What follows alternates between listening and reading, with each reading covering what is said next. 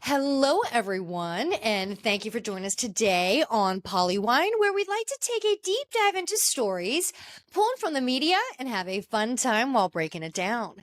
I'm Jillian, and let's get into it. And while everyone is traveling for the holidays here on the PoliWine podcast, we are here to catch up on what's happening and what to watch. So let's get into it, shall we? So let's start off in politics. Last week was a busy week on Capitol Hill, and that is because the Epstein Files Transparency Act finally passed. Yes, it went through the Senate, it went through the House, it went to the desk of the president, and very quickly was signed by the president. And once that bill was signed, that started the clock for the DOJ. That gives the DOJ 30 days to start releasing some information.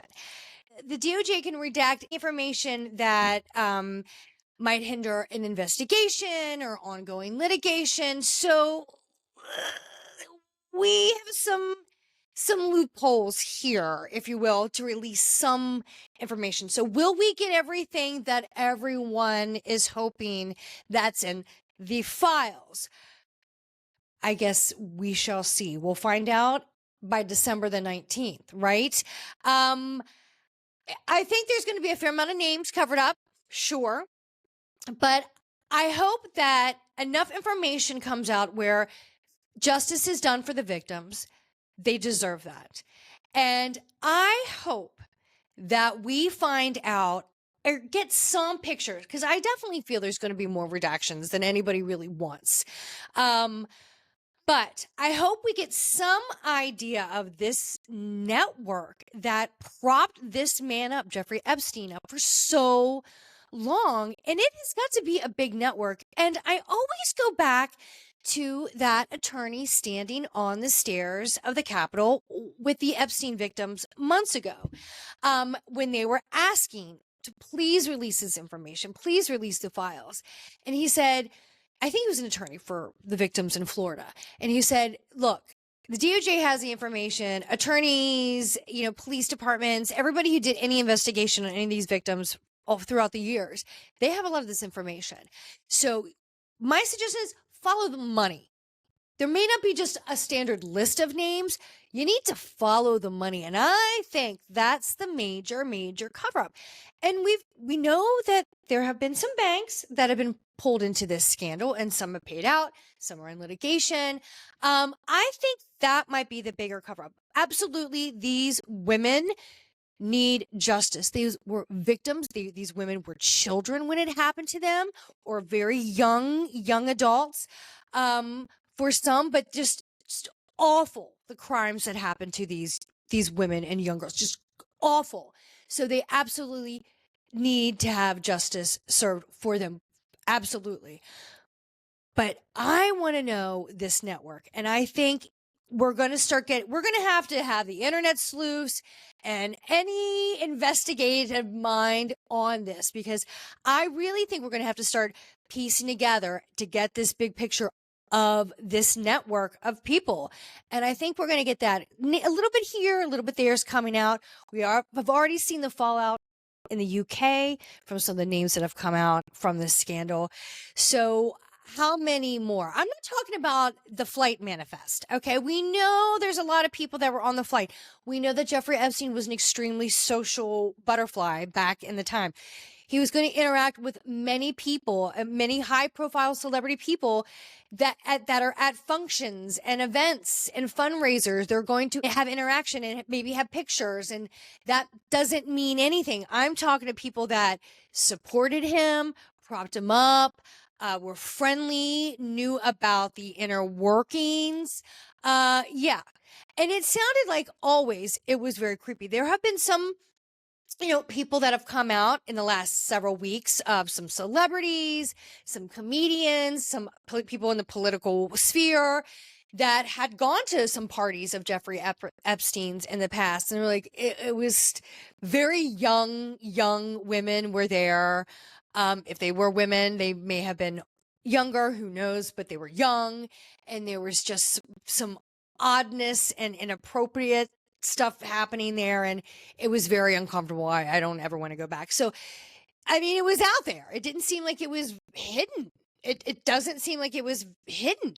So I think it was pretty known by many, but just kind of hush hush. And now when that light gets shine in that really dark, dingy, dirty place, that was that world of his and his friends. They're going to go down, and they should go down. And but with all of this happening and talking about people going down, Marjorie Taylor Greene, what happened this past weekend? You were the forefront leader of fighting for these women. Release the files, going against people in your own party. And then on Friday, in a sudden and just shocking move, she said she was resigning and stepping down.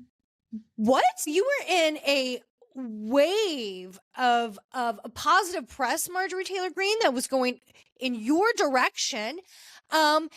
You were getting out there. You were clearing some of your history that was a little unclear and a little questionable, where people are like, this lady sounds a little kooky. You were clearing that up. You were revamping your image. You were rebranding yourself in certain ways politically.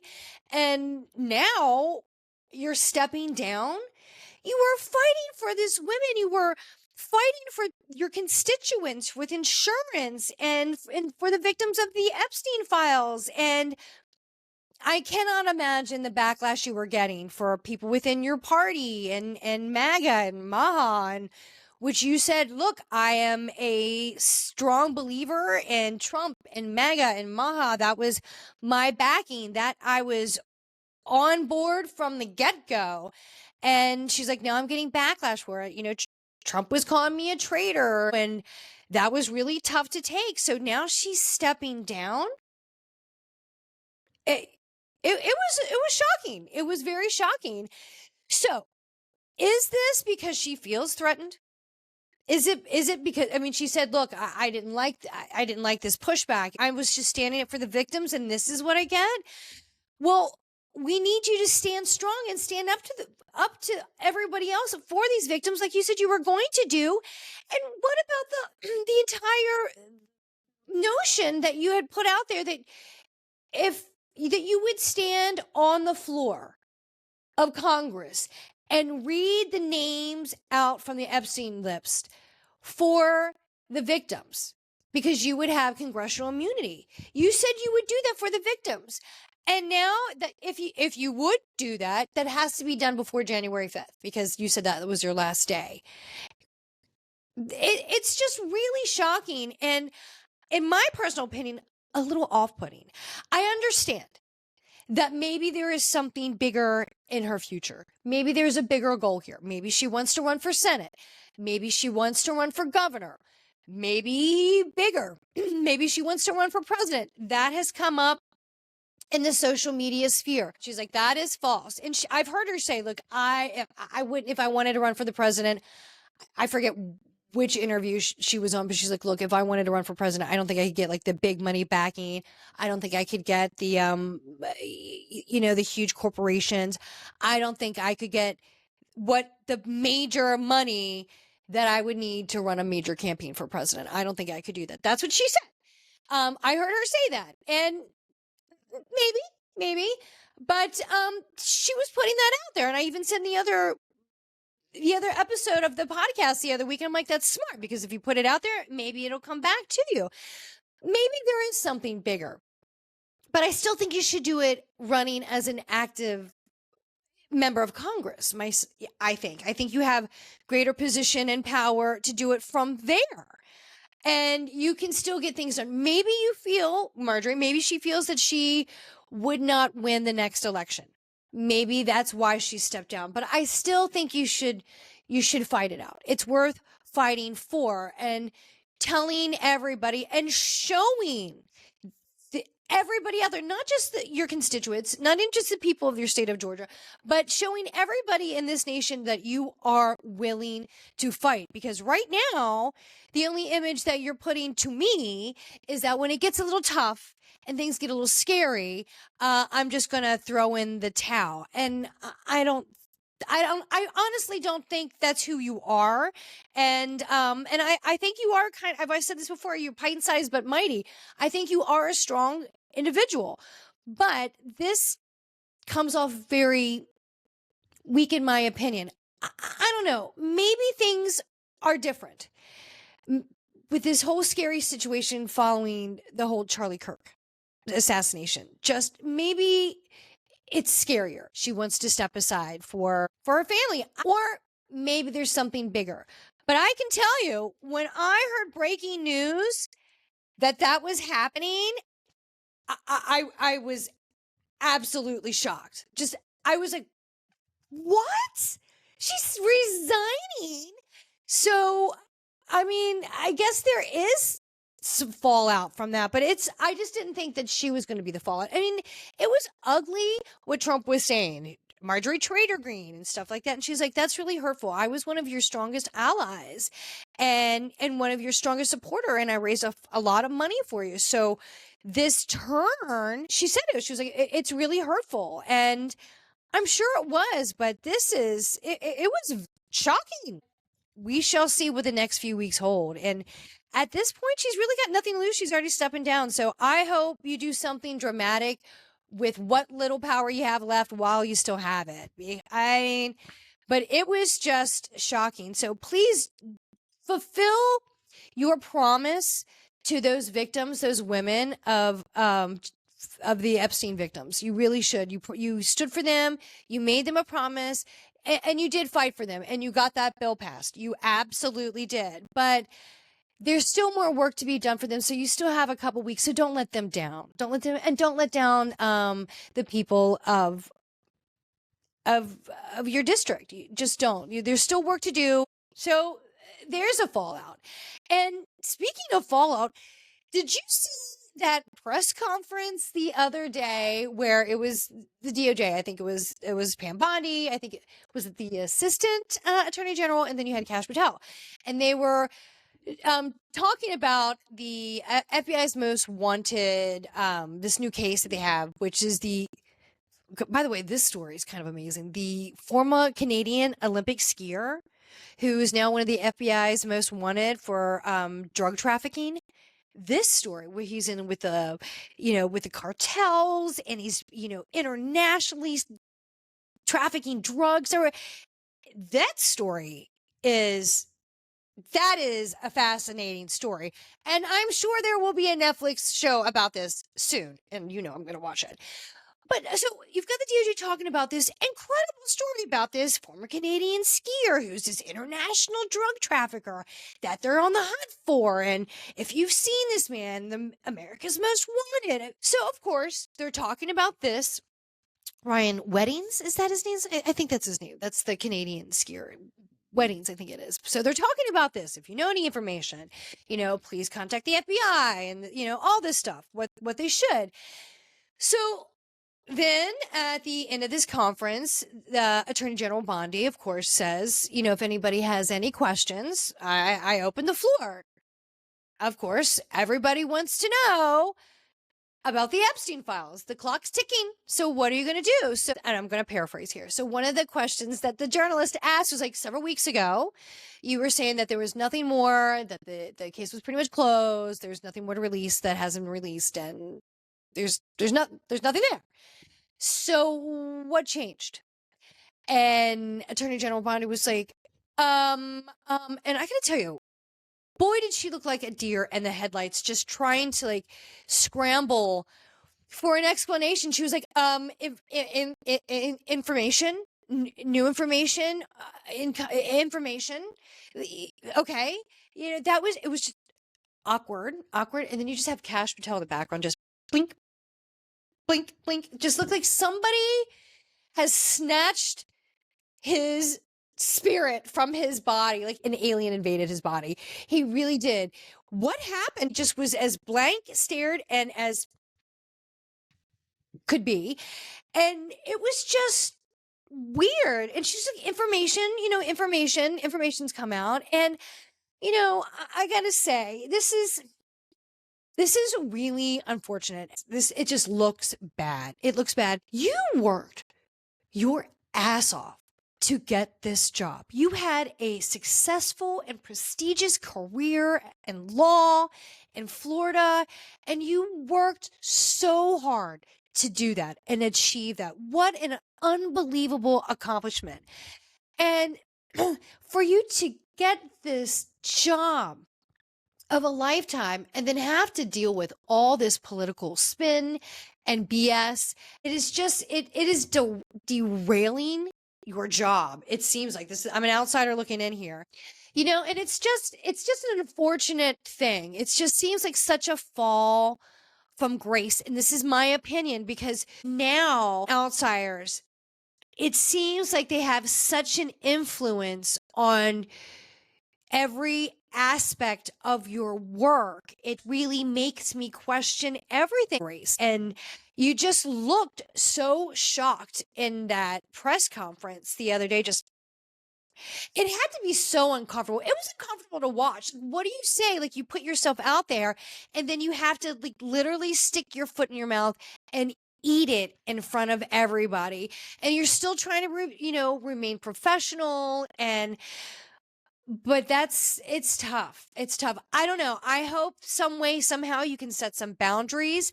I saw an interview with Bill Barr a while back, and he said when he put his foot down with Trump the first term, that's when their relationship was over. So, I think you need to start setting boundaries for your professional integrity, but it is unfortunate. I really had a hard time watching that press conference, not just because of the stare from Kash Patel in the background. It was so weird. She's trying to remain so professional. It's tricky, but I hope at the end of the day, we get what we're looking for. It was a long fight, long, hard fight, but we finally got there. I hope we just get what we wanted out of the situation.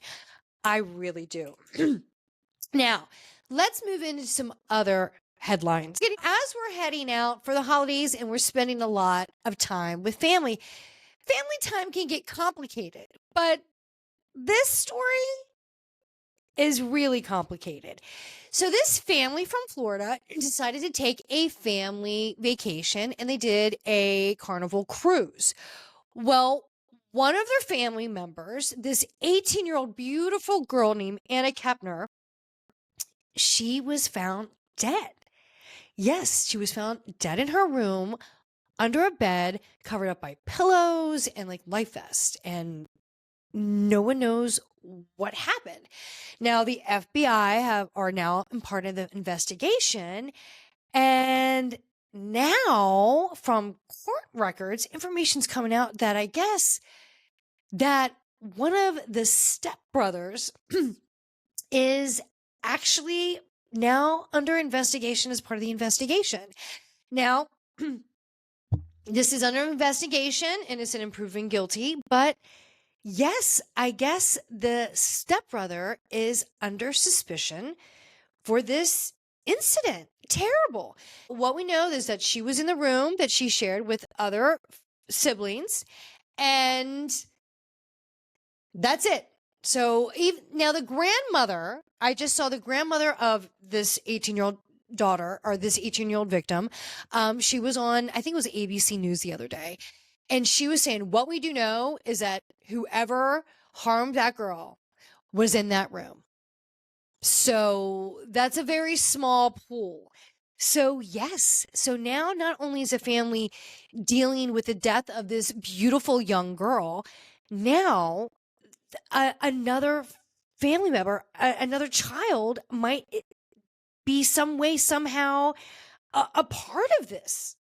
This is awful, terrible, terrible. So we're going to get some more information, but God, how awful is that? Oh, terrible. And it's a step sibling. I don't know how long this family had been joined together. But oh, what an awful situation. And you just hear stories about this young girl that had just straight A student, just had the whole world going for her. And, she had these dreams and goals and purpose, and just cut short. So, what a terrible situation, but it is messy, messy, messy. Blended families, it's a complicated thing. Families are complicated enough, but blended families, that's a whole other dynamic. But yeah, it came out in court documents that the stepbrother was under investigation. Yes. Now, again, innocent and proven guilty, and there has been no charges yet, but that's what has come out. So just terrible. We're going to find out more, but the FBI isn't part of the investigation, but just an awful, awful situation. And if you go on Netflix, there was this documentary or docuseries that just dropped called The Carmen Family Deaths. And this is another complicated family drama murder as well. So in 2016, there was this very bizarre story where this mother and her adult child, son, who was autistic, went out on this boat trip off of the coast of Rhode Island, and she never returned. And she was reported missing, and she has never been found. Body's never been found. And the son, he was in his early 20s, was found out at sea days later. Now, the whole circumstances of the death and what could have happened and the manner of how the young son was found made many question what could have happened in this disappearance of the mother. And he was actually under investigation and suspicion for the murder of his mother. And then while he was investigation under this, then some weird theories came out that maybe he could have been some way, somehow involved in the murder of his grandfather several years ago. He was killed in his sleep. So they thought maybe this kid could have had something to do with it too. And it was the reason why, of course, he was questioned in any of this with the mom and the grandfather is he was one of the last people to see both of them. He was on the boat with his mom when this situation happened, and then he was one of the last people to see his grandfather. So there's that. There was suspicion about how his behavior. Look, he's autistic, so he doesn't really process or handle emotion as we do, as others do. He handles it differently and processes it differently, and so that was a hurdle for investigators. And so it was a really interesting story, and he actually was charged and went to court. So the son actually several years later actually ended up taking his own life, but he had to deal with these investigations and people thinking that he murdered his mom and his grandfather. I mean, people in his own family thought he was the killer. So it's a very bizarre case. And like I said, the kid always declared his innocence, but it did go to court. But the Carmen family deaths, but not only that, I want to get back to the Murdochs, A Death in the Family. That's on Hulu, and that they had the finale this past week. What did you think? We have been watching this for weeks now. We have been watching the buildup, the tension between Alec Murdoch with the law firm, the stealing the money, the drug addiction, life of excess, and how it was all coming to a major boil. And boom, it happened. It was the murders of the wife and the son, then him being shot on the side of the road. You know, they had to do the court case. They did the court case where he went on trial. They went through the court case. It was the right amount. 'Cause I was thinking of something like that court case went on for weeks. Like, how are they going to summarize that? They did perfectly. They went through they went through the highlights. They went through the lead investigator for the police. They went to the financial accountant at the law firm. They covered her, just a couple major people. They went through the sister. Maggie Murdoch. They went, I mean, just it was the right witnesses that highlighted the case. So it was a perfect summary. And then, of course, he had to take the stand. What a great miniseries. I'm telling you, Jason Clarke, Patricia Arquette, they better get an award. It was excellent. So if you have time, if you're waiting in an airport, or if you're in the back seat of a car, or in a hotel and you want to flip up your laptop, turn on Hulu, watch Murdoch's A Death in the Family, Jason Clarke, Patricia Arquette. It is so good. Now you can just binge watch the whole thing. I had to wait. Every week they kept me waiting. It was too much. It was so good. One of the best, I would say, true crime dramas I've seen in a while. That was like based off real events. One of the best ones I have seen in a very, very long time. Really good. God, it was so good. I'm telling you, Jason Clarke, he was so convincing as Alec Murdoch with just that personality and how he could swing into good and evil. I just perfect. And to be an Australian actor and have that Southern twang down and draw, so good. And I told you, he's also, I'm talking about Jason Clarke, I'm raving about him.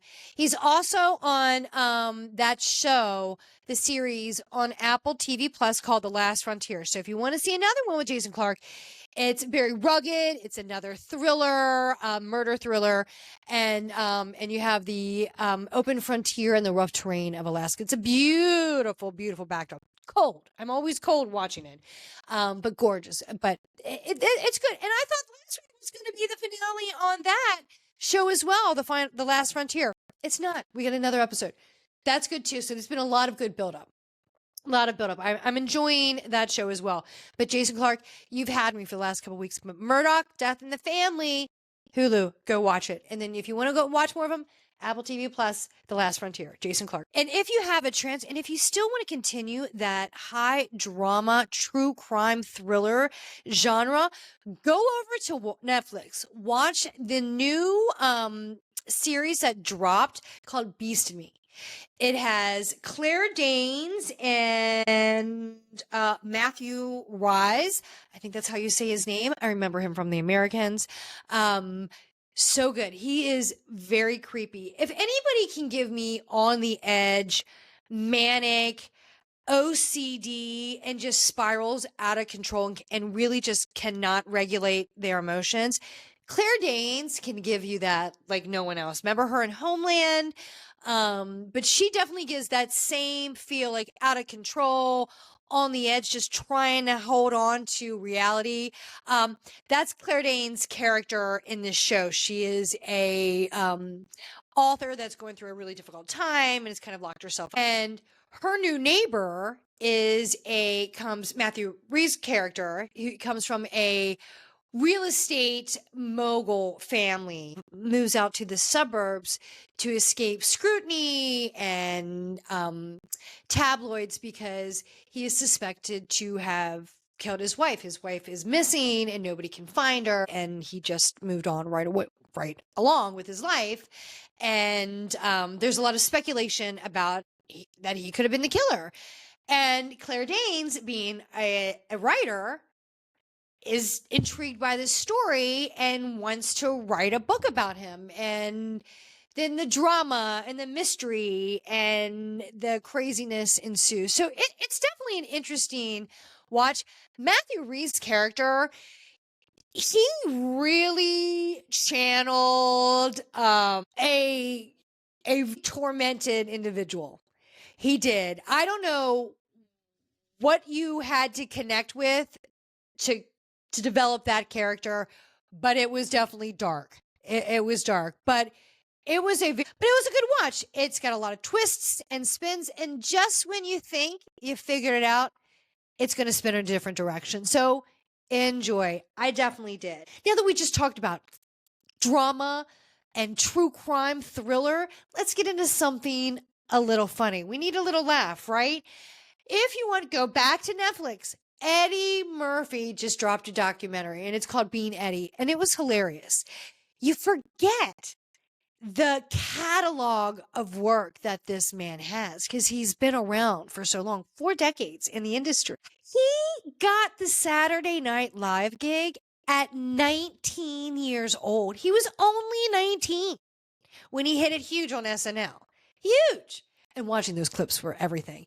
But I mean, you had footage from so many things that he's done in his past, home videos, Saturday Night Lives, movies where he was cartoons, animated, everything. It was great. And just to see him sitting back with a cigar and chatting and just talking about his life just so openly, it was a fun watch. It was a fun watch. It was easygoing. It was enjoyable, and I laughed along the entire way because there's just so many clips of so much of his work.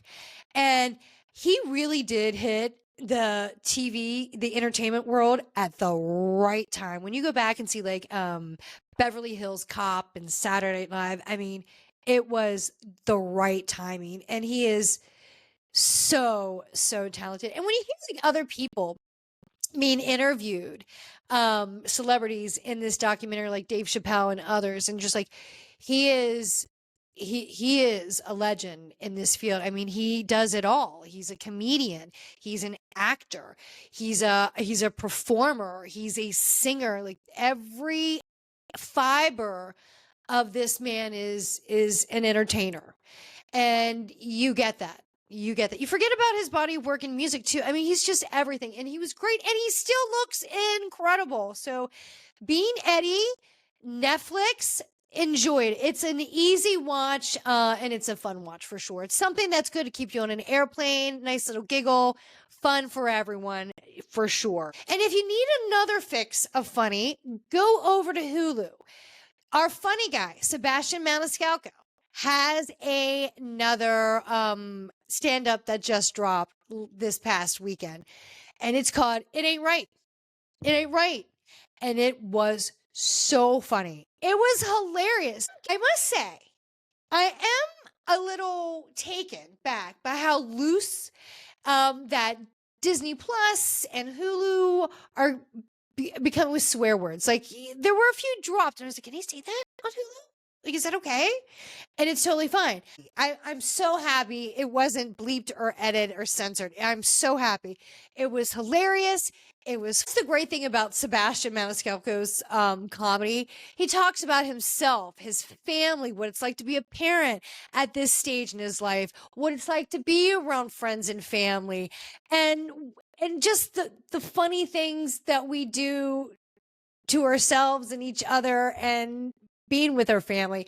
And that's what we need. We need that type of humor right now at this time of year when we're gathered around with our families. We need a laugh now and again, and especially at this time of year with this political climate, we need to find funny and we need a little good laugh, and we need it right now at this time of the year. It's the holidays. Let's get into it and let's enjoy it. But that is it for us today. Thank you so much for joining us on PoliWine. Please follow PoliWine on Instagram at PoliWineTime. And please listen to PoliWine wherever you get your podcast. Thank you so much and have a great day. We'll see you next time. Happy Thanksgiving and happy holidays. See you soon. Bye.